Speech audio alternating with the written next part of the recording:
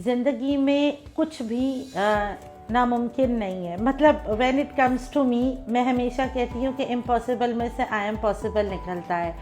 तो मैं बहुत पैशनेट हूँ, मेरी कामयाबी की वजह ही ये है। लेकिन साथ जो चीज़ें मैंने अपने अंदर अडॉप्ट की वो ऑनेस्टी, पेशेंस, कंसिस्टेंसी और अगले के पॉइंट ऑफ व्यू को भी अपने साथ एडजस्ट करना, अगलों को भी मार्जिन देना। हम लोगों ने अगर फील्ड में रहना है और सबके साथ काम करना है और वहीं रह के ग्रो करना है, प्रोग्रेसिव होना है, तो हमें एक सर्टेन लिमिट तक अगले को बर्दाश्त भी करना है। हमारे अंदर बर्दाश्त ख़त्म हो गई है।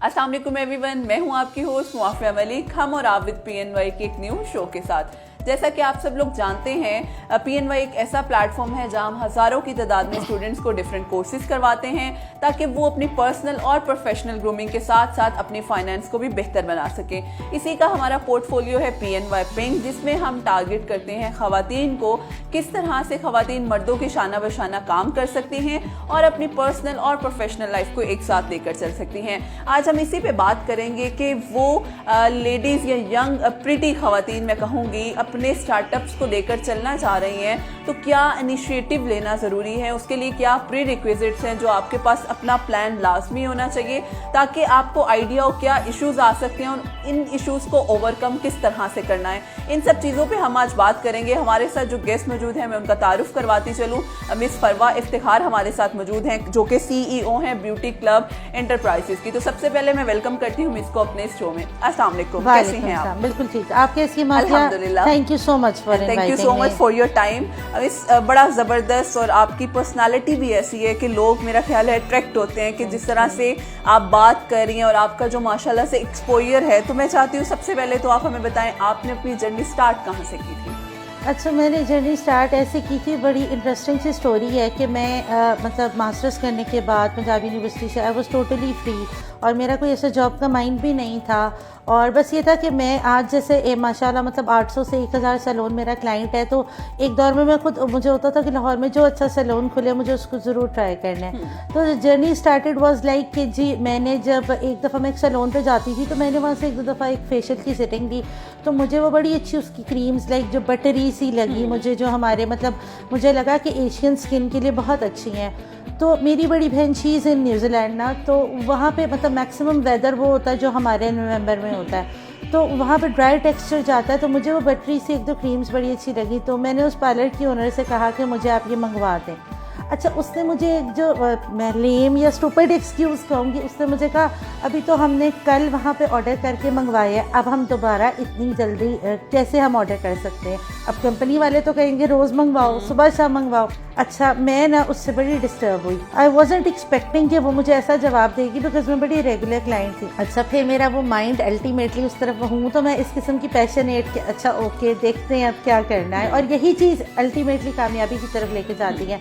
मैंने उस कंपनी का जो है वो डिटेल प्रोफाइल, उनका एड्रेस वगैरह निकलवाया, और उसके बाद मैंने एक दिन अपनी माँ को कहा, मैंने कहा हमने ज़रा कहीं जाना है, आज चलते। वो मुझे था नई जगह जा रही हूँ और एरिया थोड़ा दूर है, आई लिव इन DH, तो वो मुल्तान रोड साइड पर उनका ऑफिस था।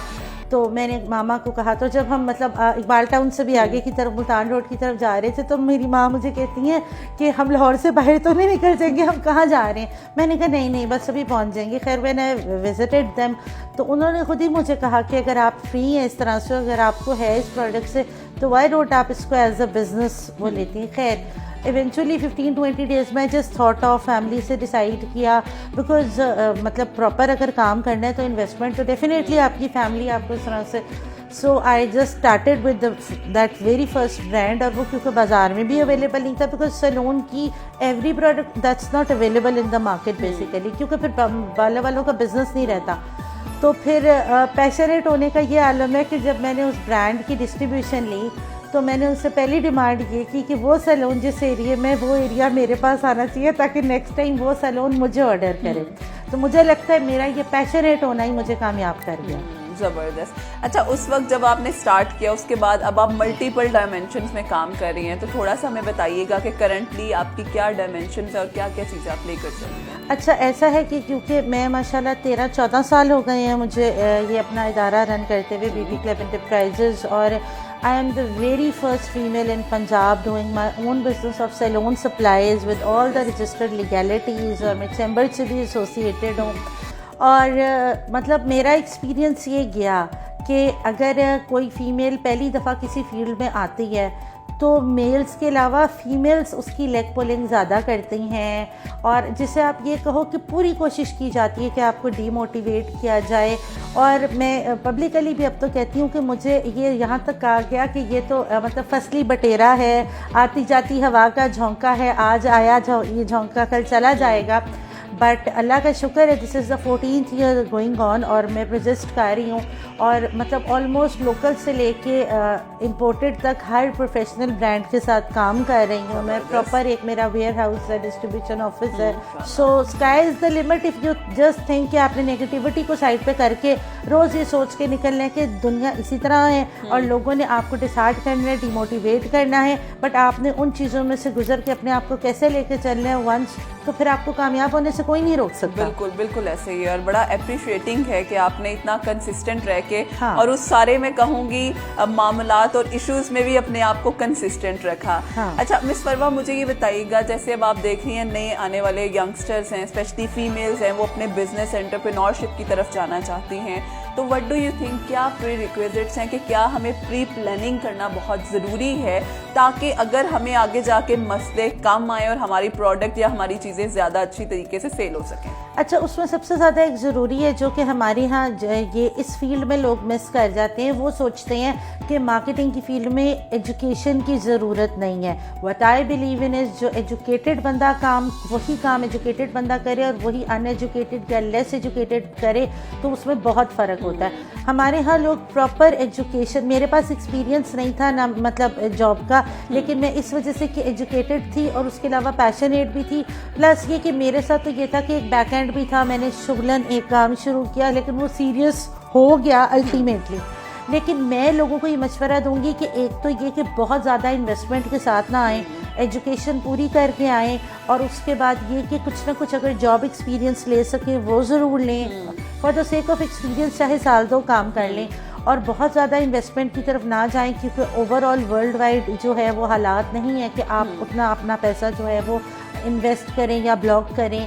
और मुझे ये लगता है कि slow and steady wins the race. जब आप ये सोचते हो कि आज हम बस देर एंड देन कुछ भी कर लें। एक और टिप मैं ज़रूर सबको दूंगी, हमारे यहाँ लोग क्या करते हैं, अपने आप को अच्छा बताने के लिए दूसरे को बुरा करते हैं। हम क्वालिटी या कामयाबी ये है कि हम दूसरे को डिस्कस किए बगैर या उसको हम डिग्रेड किए बगैर हम अपना बताएं कि हमारी ये क्वालिटी है, हम आपको ये रेट, ये सर्विसेज और ये काम दे रहे हैं, आप if you are okay with this. तो ये अपने अंदर ये चीज़ अडॉप्ट करने की बहुत ज़रूरत है। हम लोग अपने प्रोग्रेसिव होने की बजाय दूसरे की टांग खींचने में लगे रहते हैं। सो इसलिए फिर और चीज़ें आगे जाने की बजाय पीछे की तरफ जाते हैं। बिल्कुल ऐसे ही है।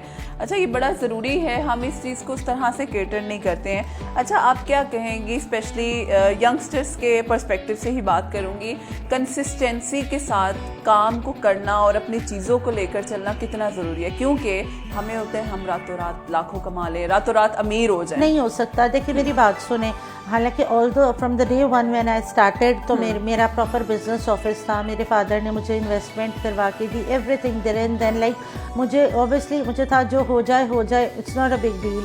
मतलब ऑब्वियसली मेरा क्योंकि मेरा तो वो एक सीन ही और तरह का स्टार्ट हुआ था, लेकिन इट्स नेवर लाइक कि आप रातों रात अमीर हो। जो जितने अमीर बड़े लोग कामयाब लोग हैं उनके पीछे ऐसी ऐसी स्टोरीज हैं कि अगर आप सुने तो आप कहें इन्होंने ये भी किया और ये इस चीज़ से भी गुजरे। कंसिस्टेंसी और साथ ऑनेस्टी होना बहुत ज़रूरी है। हमें पता है क्या लगता है, हम लोग वो जैसे एक डब्बे के ऊपर लिखा होता है 500 ग्राम नेट वेट और अंदर प्रोडक्ट होता है 400 ग्राम, और हम नेट वेट डब्बे समेत, वो डब्बे समेत भी नेट वेट 500 ग्राम नहीं आ रहा होता, और हम सोचते हैं कि हमारी बड़ी कामयाबी है। When it comes to me, what I believe in is कि अगर 500 ग्राम लिखा है तो उसमें 550 ग्राम उसका वेट आना चाहिए। उससे जो आपका क्लाइंट आपकी तरफ अट्रैक्ट और रिपीट होता है ना, वो जो नेट वेट वाली बात है उससे नहीं होता। ये छोटी सी मिसाल इसलिए शॉर्टली दी है कि ऑनेस्टी, हमारे यहाँ ऑनेस्टी ख़त्म है। एग्जैक्टली हम लोग कहते हैं कि बस आज ही 3 का 5 वो जिसे कहते हैं कर लें, और पता नहीं हम कल सुबह तक पता नहीं क्या कर लें और हम बताएं कि हमने क्या कर लिया, लेकिन इट्स नेवर लाइक दिस। वो गरम गरम खाने से सिर्फ मुंह जलता और कुछ भी नहीं होता है। और यही ड्रॉबैक्स हैं जो हम समझने की कोशिश नहीं करते। और एक पेशेंस भी मैंने आजकल की जनरेशन में रियलाइज़ किया, मेरा स्टाफ भी है मेरे साथ जो काम कर रहा, what I have realised is घर में रोटी नहीं चल रही है लेकिन लड़के नौकरी छोड़ के चले जाना है, आपका सिस्टम नहीं चल रहा है लेकिन आपने हाइपर होना है, एग्रेसिव होना है। एग्रेशन से सिर्फ मामला ख़राब होता है, हाइपर होने से आपके रिलेशनशिप सिर्फ अपसेट होते हैं और आपकी अपनी ज़ात और अपना एक इम्पैक्ट भी जो है ना वो लोगों के आगे डिस्ट्रॉय होता है। सो पेशेंस, कंसिस्टेंसी और ऑनेस्टी, ये 3 चीज़ें अगर हों तो बंदा नाकाम नहीं हो सकता। बिल्कुल ज़बरदस्त, बड़े इंपॉर्टेंट पॉइंट्स हैं जिन्हें मेरा ख्याल है हमने डिस्कस किए और जो एक सक्सेस की तरफ लेकर जा सकते हैं। अच्छा, कोई एक लास्ट मैसेज जो मैं कहूँगी हमारी यंग जनरेशन के लिए आप हमारे प्लेटफॉर्म के थ्रू देना चाहें? अच्छा, मैं आप सबको ज़्यादा कुछ नहीं लेकिन इतना ज़रूर कहना चाहूँगी कि देखें ज़िंदगी में कुछ भी नामुमकिन नहीं है। मतलब when it comes to me, मैं हमेशा कहती हूँ कि इम्पॉसिबल में से आई एम पॉसिबल निकलता है। तो मैं बहुत पैशनेट हूँ, मेरी कामयाबी की वजह ही ये है, लेकिन साथ जो चीज़ें मैंने अपने अंदर अडॉप्ट की वो ऑनेस्टी, पेशेंस, कंसिस्टेंसी और अगले के पॉइंट ऑफ व्यू को भी अपने साथ एडजस्ट करना, अगलों को भी मार्जिन देना। हम लोगों ने अगर फील्ड में रहना है और सबके साथ काम करना है और वहीं रह के ग्रो करना है, प्रोग्रेसिव होना है, तो हमें एक सर्टन लिमिट तक अगले को बर्दाश्त भी करना है। हमारे अंदर बर्दाश्त ख़त्म हो गई है, हम लोग एक दूसरे को माफ़ करने को तैयार नहीं। हम लोग एक दूसरे से कहते हैं बदला ले लें किसी तरह से और अपनी ईगो सेटिस्फाई कर लें। अगर हम इन कुछ चीज़ों को ओवरकम कर लें तो मेरे ख़्याल में हमें कामयाब होने से कोई नहीं रोक सकता। और अगर एक फ़ीमेल होने की हैसियत से मैं ये कहूँ कि फ़ीमेल की जो लेग पुलिंग है वो मेल ने भी करनी है और फीमेल ने भी करनी है, but come out of the negativity और बी अ पॉजिटिव पर्सन। आप ये घर से रोज़ सोच के निकलो कि ये हर्डल्स मुझे आने हैं, this is the way people are and this is what they are going to do.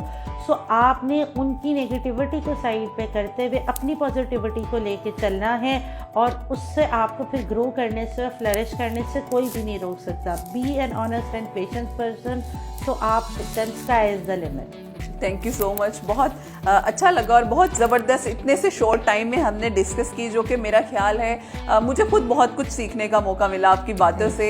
और मेरा ख्याल है हम सब के लिए, जो स्पेशली यंगस्टर्स हैं जो एंटरप्रेन्योरशिप की तरफ पहला कदम उठाना चाहते हैं या चाहती हैं, सब के लिए ये बहुत अच्छी स्ट्रेटजीज थी। अगर हम इन्हें अपनाएं और हमें सक्सेसफुल होने से कोई नहीं रोक सकता। Thank you so much all of you and thank you so much miss Farwa आपके टाइम के लिए। एंड इंशाल्लाह फिर हाजिर होंगे एक न्यू इन्फॉर्मेटिव वीडियो के साथ। हमें इजाज़त दीजिएगा। अल्लाह हाफ़िज़।